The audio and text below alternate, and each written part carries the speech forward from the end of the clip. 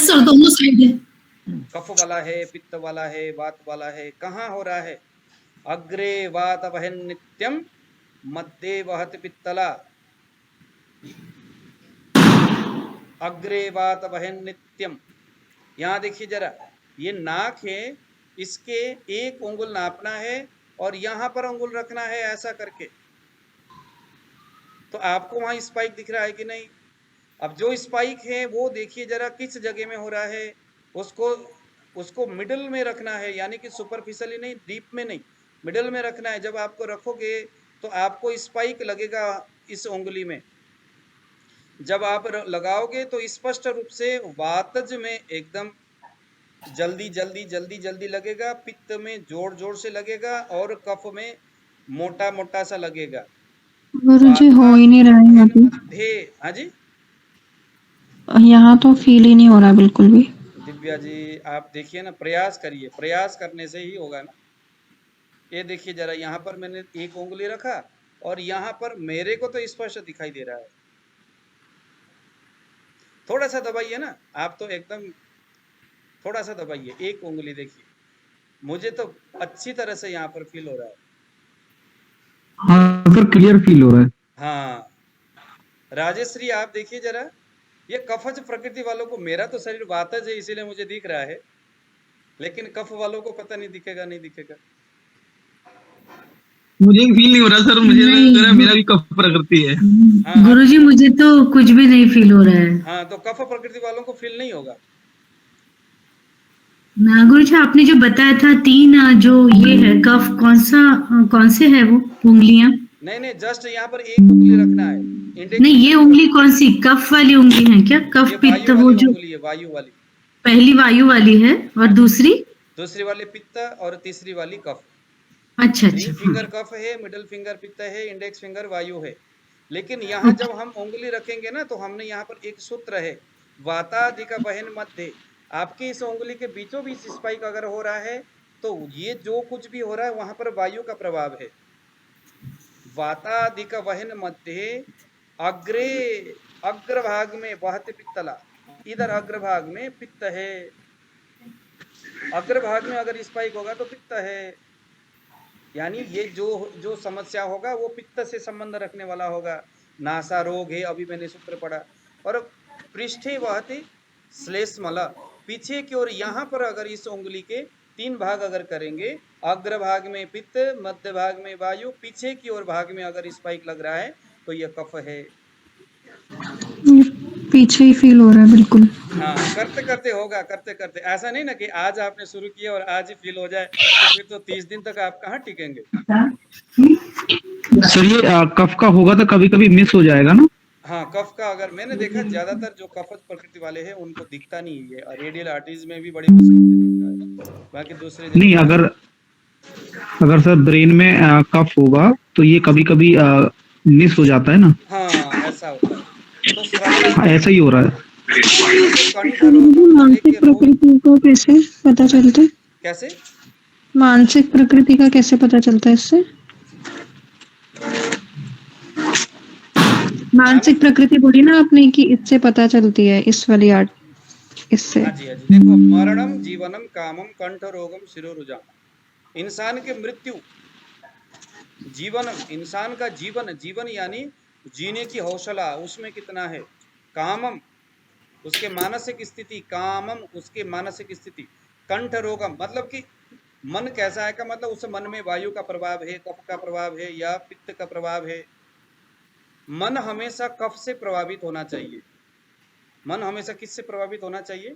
मन जो है वो कफ वर्गीय है, लेकिन अगर वायु उस मन को प्रभावित करता है तो जितना जितना वो प्रभावित करेगा मन उतना उतना दुष्कृत होता हुआ जाएगा।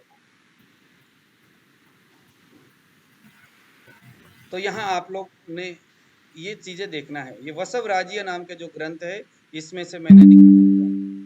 कंठ मूले, आप देखिए आपके जो कंठ है उसके मूले अंगुली द्वयम, कंठ ये जो गांठ है इसमें आपने 2 उंगली रखना है और उसके नीचे 1 उंगली ऐसा करके रखिए। कुछ लोग यहाँ 2 उंगली भी रखते हैं।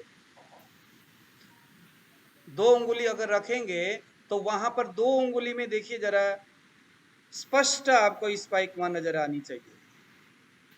ये जो गला है, ये जो रुद्र घंटी बोलते हैं इसको, आप लोग क्या बोलते हो इसको? यहां पर से आप उसके मूले, कंठ मूले, इस घंटी के मूल में एक उंगली रखिए, उसके नीचे दूसरा रखिए और उसके नीचे यहां पर उंगली रखिए, तो यहां आपको स्पाइक हो रहा है। पहले उसको पहचान करिए। उसमें दबाते ही खांसी आना शुरू हो जाता है। तो रखिए, वहां पर उंगली रखिए, तो वहां आपको स्पाइक हो रहा है क्या? अच्छा है स्पाइक हो रहा गुरु जी एक प्रश्न है कि ये जो कप प्रकृति के लोग होंगे वो सबको हर जगह पे वो वाइब्रेशन का प्रॉब्लम होगा क्या, कि मतलब हर उनको नहीं जगह हर दिखेगा जगह हर जगह होगा, हर जगह होगा, कफ में हर जगह होगा। हर जगह, लेकिन वो हाथ की नाड़ी में दिख जाएगी मोस्टली? हाँ, हाथ की नाड़ी में दिख जाता है ना, हर जगह भी आपको दिखेगा प्रैक्टिस करते करते करते, जब आपका उंगली जो है अपने आप उसको पकड़ लेता है। तो सर प्रभु जी ये दो चीजें, एक तो मतलब ये उसको पकड़ना, और दूसरा जैसे वो बहन जी ने हाईलाइट किया था कि उसको हमारी उंगली उस सही पोजीशन पे जाना, सो दैट हाँ, उसको हम प्रॉपरली उसको जजमेंट कर बस, पाए कि हाँ, वो दोनों सही चीजें जगह में हमको जाना सीख। है, और कपच प्रकृति वालों को थोड़ा ध्यान से देखना है, प्रैक्टिस करते करते तो उनका भी हो जाता है।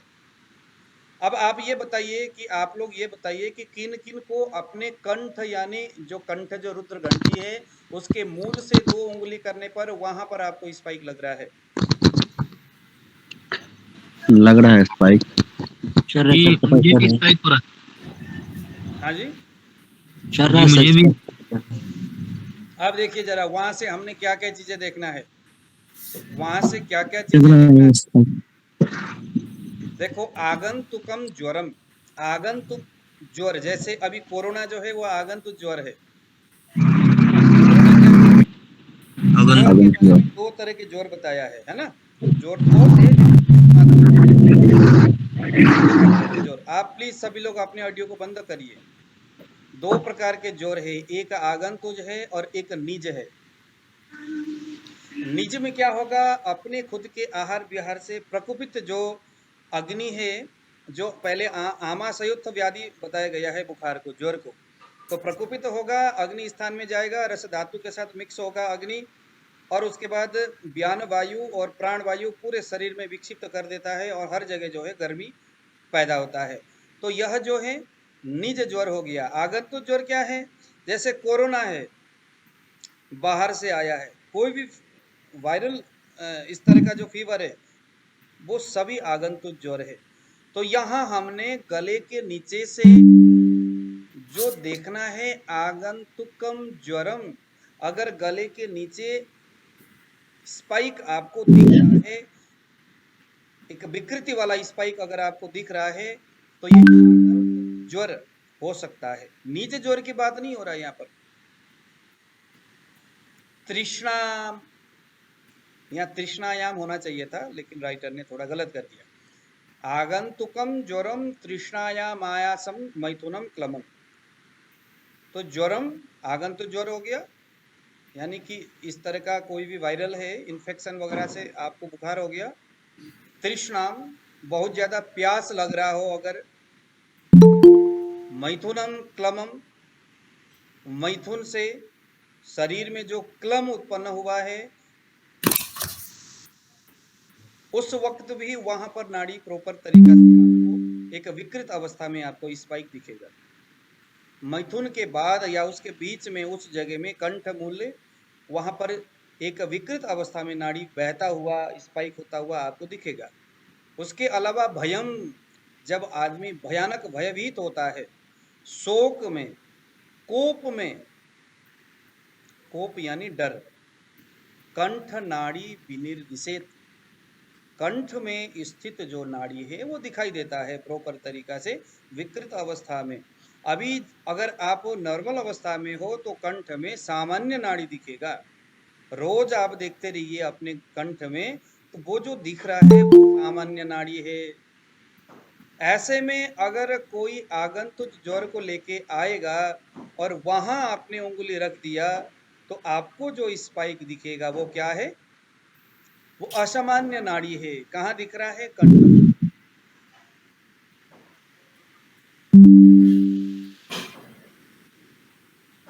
एक सूत्र है, वात नाड़ी भवेद ब्रह्मा। ब्रह्मा जो सृष्टि को उत्पादन करते हैं, इसीलिए ब्रह्मा को वायु बताया जाता है। पित्त नाड़ी, पित्त जो दोषों का, कफ का पचन करता है, श्रृंगार करता है, प्रोटीन का विलय करता है, रस से रक्त निर्माण होने आदि इन सारी क्रियाओं को कौन करता है? पित्त करता है। तो श्रृंगार करने वाला, नियामक करने वाला होने की वजह से उसको शंकर कहा गया। ग्रंथकार की बुद्धि तो देखिए कितना जोड़ा है इसमें। नाड़ी भवेद विष्णु, और विष्णु जो है उत्पादन करने वाला है। श्लेष्मा भी शरीर में उत्पादन करता है। सभी प्रकार के टिश्यू का निर्माण होना, शरीर के हर एक अर्गन का निर्माण होना, ये सभी कफ के माध्यम से होता है। अभी बहन जी ने कहा कि सर कफ, मेरा शरीर कफ प्रकृति वाला है क्योंकि मुझे बलगम होता है। तो जो बलगम है वो कफ नहीं है, वह तो विकृति अवस्था का शरीर का एक स्थिति है, मल है वो। बलगम क्या है? मल है। मल का मतलब है जो मलिनम करोति, मलिनी करोति, मलिनी करणाति, जो शरीर को मलिन करे वो मल है। गले से जो दिखता है, जो निकलता है बलगम, वो क्या है? कफ नहीं है, वो मल है। फिर कफ क्या है? श्लेष्मा क्या है? विष्णु स्वरूप जैसे जो सृष्टि, जो स्थिति को करता है, जो निर्माण करता है, जो चीजों को बैलेंस में रखता है, वो है कफ। तो वायु जो व्यवस्था करता है, पित्त जो अग्नि का स्वरूप है, जो व्यवस्थित रखता है हर एक अर्गन को, पाक क्रिया करता है, और श्लेष्मा विष्णु के समान जो स्थिति करता है, चीजों का निर्माण करता है, वो श्लेष्मा है। तो इस तरह से कुछ संस्कृत के श्लोक आपको जरूर अच्छा लगा होगा। अब नाड़ी के विषय में, कहाँ से नाड़ी शुरू हुआ, किसने नाड़ी को बनाया,